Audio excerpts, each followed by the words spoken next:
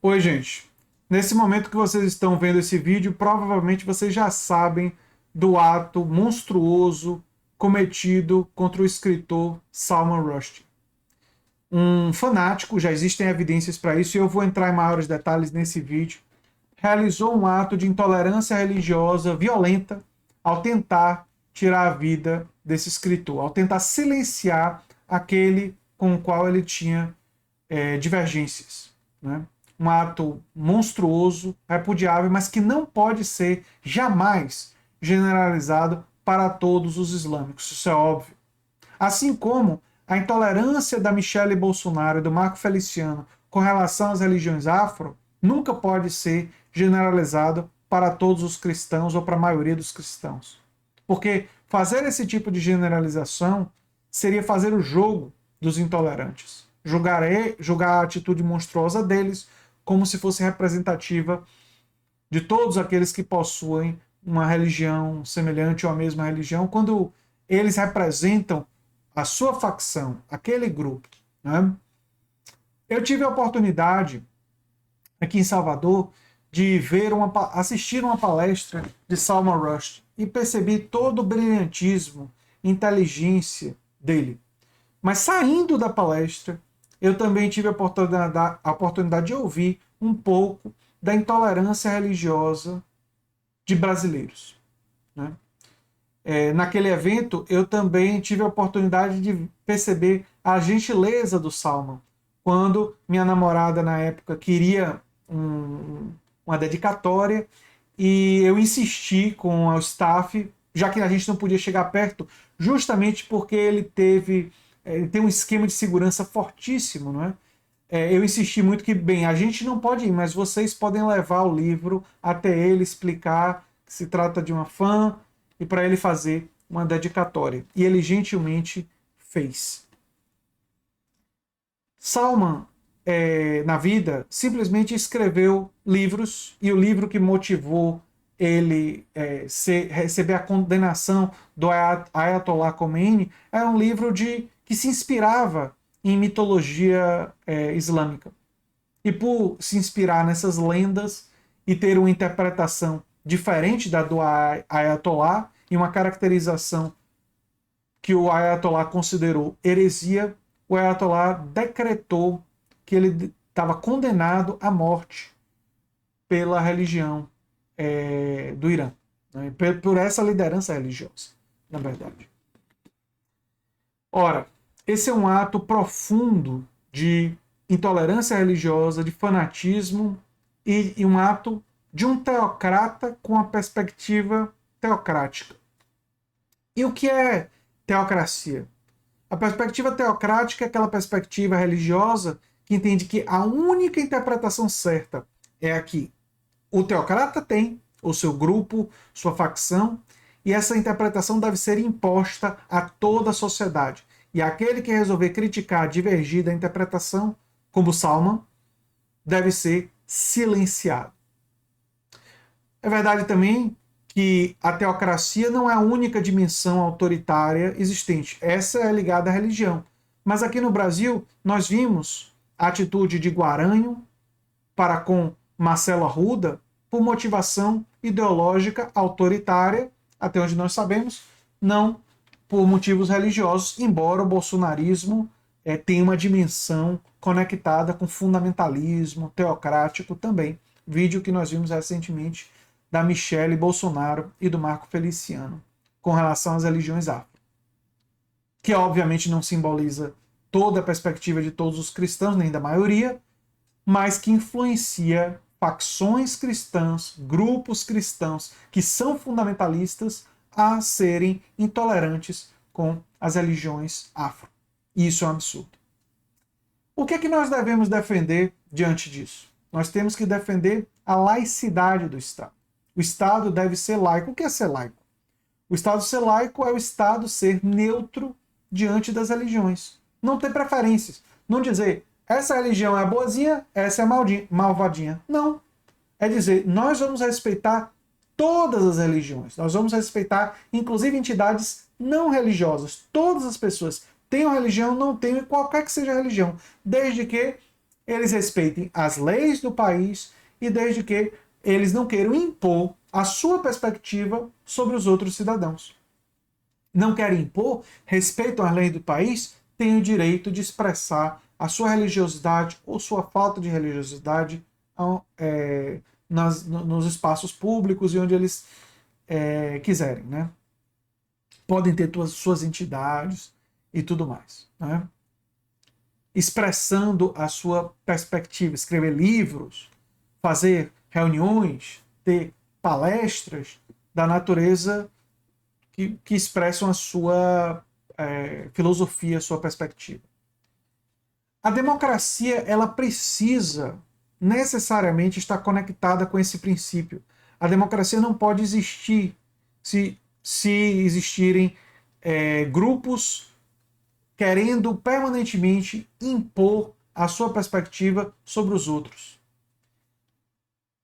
Esses regimes são regimes ou teocráticos, ou ditatoriais, ou uma variação, uma mistura desses. Como é o regime lá do Irã, né? Um regime teocrático. Nós precisamos urgentemente defender a laicidade. O Estado brasileiro, embora seja laico na lei, muitas vezes não é na prática. Basta ver a proximidade de pastores com esse governo e como o governo beneficiou igrejas ligadas a esses pastores e, com isso, rompeu, entre outras coisas, além da corrupção envolvida lá com os pastores do MEC e tudo mais, rompeu com esse princípio fundamental das democracias, que é a laicidade, porque privilegiou determinadas igrejas de determinada religião em detrimento a todas as outras religiões e perspectivas não religiosas. Essa é uma atitude que rompe com a laicidade. E o Estado brasileiro, lamentavelmente eu devo dizer para vocês, muitas vezes é laico apenas na letra da Constituição e não nas práticas de políticas públicas. Mas essa realidade não deve ser simplesmente aceita. Nós não devemos dizer, é assim que é, não vamos fazer nada. Não.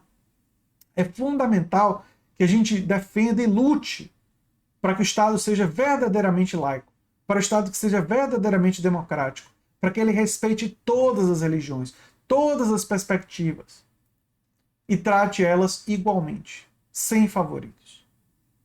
Não é fácil. E é necessário também que, diante de atos como o do Hadi Matar, que eu vou ler aqui para vocês, ele nas redes sociais, ele é simpático às causas dos exércitos guardiões da Revolução Islâmica. Isso saiu na NBC News. E o Exército dos Guardiões é uma importante força militar e política no Irã, no entanto, não tem nenhum vínculo provado definitivamente com suspeito até o momento que eu estou fazendo esse vídeo para vocês. Diante de pessoas como ele, nós temos que frear os nossos impulsos de ódio, de linchamento. E nós podemos, sim, condenar duramente o ato dele, querer distância de gente como ele. Mas devemos defender que ele receba o processo legal, tenha direito à ampla defesa e seja punido de acordo com a lei. Isso é fundamental para a manutenção do Estado democrático de direito. Quando eu falei do Guilherme de Pádua, tiveram pessoas que não me entenderam bem. Eu lamento, mas enfim. Eu tenho o direito de querer distância de gente como o Guilherme de Pádua. Mesmo que eu defenda ressocialização, mesmo que eu defenda que a pena não pode retroagir para o crime bárbaro, que ele deveria ter recebido uma punição maior, mas não recebeu, e agora a lei não pode retroagir. Mas eu, como cidadão, posso considerar ele uma pessoa que é um psicopata, é uma pessoa que, a meu ver, claramente, o pedido de desculpas dele é claramente mentiroso, e quero distância de gente assim. Mas eu não posso nunca ceder ao desejo de querer usar de vingança pelo ato monstruoso que ele realizou. Assim como o Hadi Matar, a gente não pode querer, porque ele realizou uma coisa monstruosa, nós nos tornarmos os monstros. Nós temos que combater e lutar contra a intolerância, o ódio e essa monstruosidade, sim. Combater, sim. Mas sem nunca nos tornarmos aquilo que nós combatemos. sem nunca perdermos nossa humanidade, nosso respeito às leis. Isso não significa ingenuidade ou achar ingenuamente que esse pessoal que claramente nunca se arrependeu e são fanáticos, nós vamos facilmente nos aproximar deles e dizer, ah, não, você virou bonzinho agora. Não. Nós podemos repudiar e querer distância, mas devemos defender a punição dentro da lei. E devemos defender, fundamentalmente, o Estado democrático de direito e propagar para os outros ideologia de paz, de amor ao próximo, de respeito às diferenças. Não podemos deixar nunca que os intolerantes nos tornem intolerantes. Mas também não podemos tolerar eles ao ponto deles poderem se tornar dominantes. A democracia precisa ser defendida. A laicidade do Estado precisa ser defendida. E essa é uma luta democrática a ser travada politicamente sempre. E é uma luta fundamental para os nossos tempos.